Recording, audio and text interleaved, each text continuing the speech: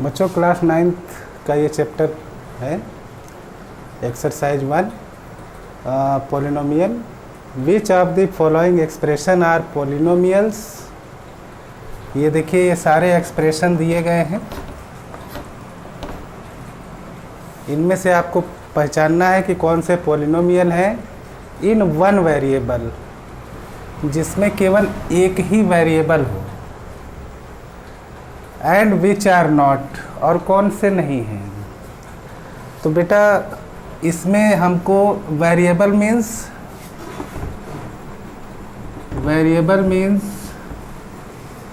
जो alphabetically letters होते हैं A to Z, इन्हीं को वेरिएबल्स कहा जाता है। इनमें कोई वैल्यू पॉसिबल नहीं होती है, इसको कंसीडर किया जाता है, माना जाता है। जैसे A है, मान लिया कि A = 3 है ना, और A = 5 भी माना जा सकता है, A = 8 भी माना जा सकता है। मतलब कोई नंबर फिक्स नहीं है A के लिए, इसलिए ऐसे अल्फ़ाबेटिकली लेटर्स को हम लोग वेरिएबल कहते हैं। अब यहाँ पर देखिए X वेरिएबल है, इस इक्वेशन में Y वेरिएबल है, इस इक्वेशन में T वेरिएबल है, इस इक्वेशन में Y वेरिएबल है, और इस इक्वेशन में X, Y और T 3 लेटर वेरिएबल्स हैं। जबकि ये कह रहा है कि which of the following expression are polynomial in one variable. तो ये तो बेटा नहीं हो सकता। क्यों? क्योंकि इसमें देयर आर 3 वेरिएबल्स। तो इसका रीजन दिया जा सकता है, it is not a polynomial, it is not a polynomial of one variable।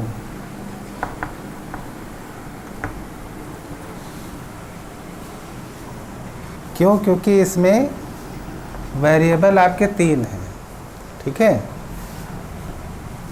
Because it has 3 variables.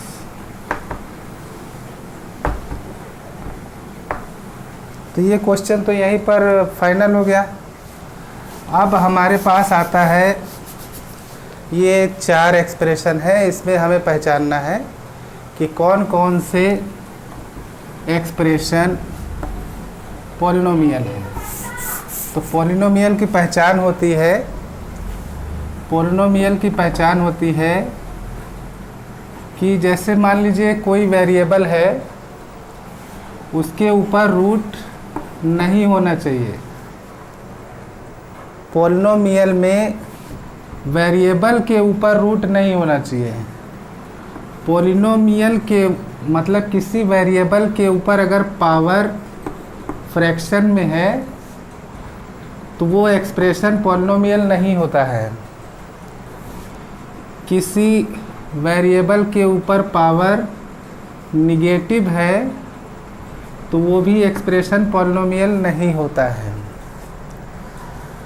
और कोई वेरिएबल अगर डिनोमिनेटर में लिखा हुआ है, न्यूमरेटर में नहीं है, डिनोमिनेटर में कोई वेरिएबल है, तो वो भी पॉलिनोमियल नहीं होता है। तो अगर ये 4 बातें हमारे ध्यान में हैं तो हम बड़े आराम से देख सकते हैं। देखिए इसमें हमें 4, 3 और 7 से कोई मतलब नहीं है, हमें केवल वेरिएबल से मतलब है। तो यहाँ x की पावर 2 है, यहाँ पर कोई ऐसा तो रूल नहीं लग रहा है, इसलिए ये पॉलिनोमियल है। यस। अच्छा, यहाँ पर वेरिएबल y है, पावर 2 है, ऐसा कोई सिस्टम तो फॉलो इसमें नहीं हो रहा है, इसलिए ये भी आपका पॉलिनोमियल है। लेकिन इस एक्सप्रेशन में देखिए ये जो वेरिएबल t है इस पर रूट लगा हुआ है।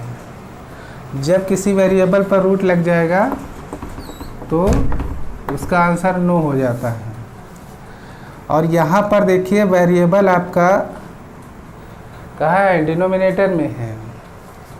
वेरिएबल डिनोमिनेटर में नहीं होना चाहिए, तो therefore this expression is not a polynomial. Is it clear? ये पहला क्वेश्चन आप लोगों को समझ में आ गया। चलिए सेकंड क्वेश्चन।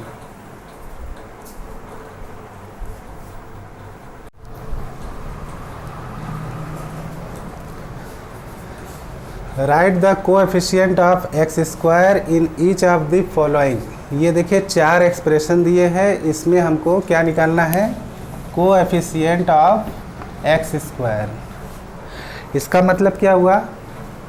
इसका मतलब ये हुआ कि एक्स स्क्वायर के आगे कौन सा नंबर है और इसके आगे कौन सा साइन है, हमें ये पता लगाना है। ठीक है। और एक चीज़ और भी देखी जाती है, एक्स स्क्वायर के आगे कौन सा वेरिएबल है,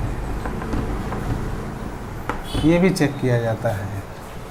तो अगर हम ये देख रहे हैं तो इस इक्वेशन में एक्स स्क्वायर वाला टर्म ये है, तो एक्स स्क्वायर के आगे अगर कोई नंबर नहीं है तो हम 1 अपनी तरफ से ले सकते हैं। तो एक्स स्क्वायर के आगे वेरिएबल तो है नहीं, एक्स स्क्वायर के आगे कोई वेरिएबल है नहीं, नंबर में आपका 1 है और साइन आपका पॉजिटिव है, तो इसका आंसर क्या हो जाएगा? आंसर आप ऐसे लिखेंगे, coefficient of x square equal to +1। अब सेकंड क्वेश्चन में देखिए, ये कोएफिशिएंट ऑफ एक्स स्क्वायर ये इसका निकालना है, तो इसके आगे नंबर नहीं है, 1 लगा देंगे तो इसका आंसर आ जाएगा -1। लेकिन ऐसे डायरेक्ट नहीं लिखेंगे, coefficient of x square equal to -1। ठीक है। अब यहाँ पर देखिए एक्स स्क्वायर ये रहा, एक्स स्क्वायर के आगे वेरिएबल तो नहीं है, नंबर में आपका क्या है? π/2, और इसके आगे साइन कोई अगर नहीं लगा है तो प्लस माना जाएगा। तो यहाँ पर इसका आंसर हम लिखेंगे +π/2। अच्छा, यहाँ पर इस क्वेश्चन में एक्स स्क्वायर है ही नहीं, है ना? तो हम लोग क्या करेंगे, सोचेंगे कि एक ज़बरदस्ती हम लोग एक्स स्क्वायर रख लेंगे। अच्छा, इसके आगे अगर हम 0 से मल्टीप्लाई कर देते हैं तो ये पूरा टर्म ही 0 हो जाएगा, है ना? तो इस तरीके से हमको ये पता लगा कि अगर हम ये चीज़ लगाते हैं या हटाते हैं तो हमें इस इक्वेशन पर कोई फ़र्क नहीं पड़ता है। तो इस तरीके से हमारा ये जो कोएफिशिएंट ऑफ एक्स स्क्वायर इस इक्वेशन में मिलेगा वो 0 मिलेगा।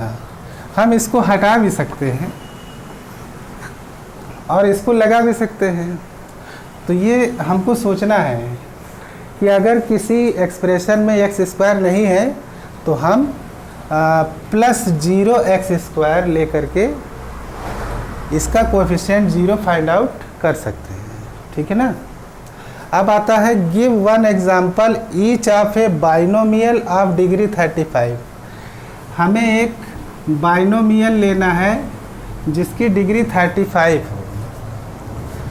तो बाइनोमियल का मतलब क्या होता है? ऐसा एक्सप्रेशन जिसके 2 टर्म हों। तो हम लोग एक काम करते हैं, एक वेरिएबल के ऊपर पावर 35 लगा देते हैं और एक कोई भी नंबर ले लेते हैं। तो ये जो एक्सप्रेशन है ये बाइनोमियल है और इसकी जो डिग्री है 35 है। 2 टर्म भी हैं और सबसे बड़ी पावर 35 है, इसलिए ये आपका बाइनोमियल x पावर 35 + 5 हो जाएगा। इसी में एक क्वेश्चन और पूछ रहा है, and a monomial of degree 100 आप एक कोई भी लेटर y ले लीजिए और इसके ऊपर पावर 100 लगा दीजिए, तो ये आपका मोनोमियल टर्म मतलब एक ही टर्म है और इसकी पावर 100 है। एक हम लोग और भी ले सकते हैं, 2y पावर 100 ले सकते हैं, या -3y पावर 100 ले सकते हैं। मतलब ये तीनों ही मोनोमियल टर्म है और तीनों की सबसे बड़ी पावर 100 है।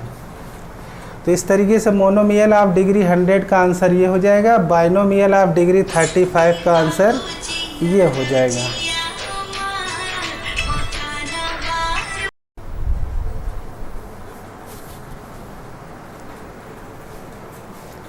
Question number 4, right the degree of each of the following polynomial. Degree means variable की सबसे बड़ी पावर। यहाँ पर वेरिएबल आपका x है, यहाँ पर वेरिएबल पावर 1, यहाँ पावर 2, यहाँ पावर 3। तो इस एक्सप्रेशन में आपकी डिग्री कितनी हो जाएगी? 3 हो जाएगी। इस एक्सप्रेशन में डिग्री आपकी 2 हो जाएगी और यहाँ पर वेरिएबल t है, t के ऊपर पावर 1 है, यहाँ डिग्री 1 हो जाएगा। अच्छा, ऐसे एक्सप्रेशन में जिसमें वेरिएबल ना हो तो हम इसको 3 को कुछ इस तरीके से कंसीडर कर सकते हैं, 3x पावर 0। ज़बरदस्ती एक वेरिएबल, ऐसा वेरिएबल ढूंढते हैं जिसका वैल्यू 1 हो। तो हम ये जानते हैं किसी भी नंबर के ऊपर अगर पावर 0 लगा दी जाए तो ये वैल्यू 1 हो जाती है, और 1 को 3 से मल्टीप्लाई करेंगे तो 3 आएगा। तो यहाँ पर डिग्री क्या है? यहाँ पर डिग्री 0 है। इस तरीके से हमने 4 क्वेश्चन सॉल्व किए और एक क्वेश्चन अभी और बचा है।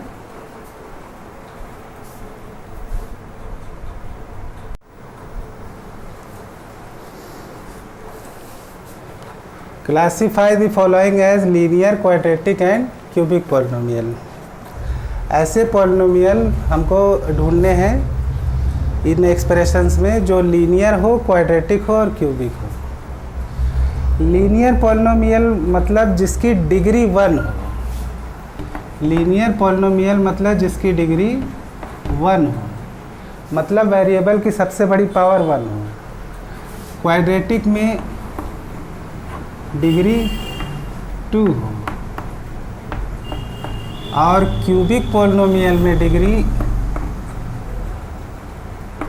3 हो। मतलब वेरिएबल की सबसे बड़ी पावर अगर 1 है तो वो लीनियर पॉलिनोमियल है, अगर पावर 2 सबसे बड़ी है तो वो क्वाड्रेटिक है, अगर पावर 3 सबसे बड़ी है तो वो आपका क्यूबिक पॉलिनोमियल है। अब अगर पहचानना हो कि इसमें इस एक्सप्रेशन में सबसे बड़ी पावर कौन सी है, सबसे बड़ी पावर 2 है, तो ये क्वाड्रेटिक पॉलिनोमियल हो जाएगा। इसमें सबसे बड़ी पावर 3 है तो ये क्यूबिक पॉलिनोमियल हो जाएगा। इसमें सबसे बड़ी पावर 2 है तो ये क्वाड्रेटिक पॉलिनोमियल हो जाएगा। इसमें सबसे बड़ी पावर 1 है तो ये लीनियर पॉलिनोमियल हो जाएगा। इसमें सबसे बड़ी पावर वेरिएबल की 1 है तो ये भी लीनियर पॉलिनोमियल हो जाएगा। इसमें पावर 2 है तो ये क्वाड्रेटिक पॉलिनोमियल हो जाएगा। और इसमें सबसे बड़ी पावर 3 है तो ये क्यूबिक पॉलिनोमियल हो जाएगा। इस तरीके से हम लोग वेरिएबल की पावर देख करके ही हम लोग लीनियर, क्वाड्रेटिक और क्यूबिक की पहचान करते हैं। तो ये आपकी पहली एक्सरसाइज आप लोग समाप्त हो गई है। इसको आप लोग ध्यान से इसको करिए। अगर कोई चीज़ नहीं समझ में आई है तो प्लीज़ कमेंट करिए। Thank you.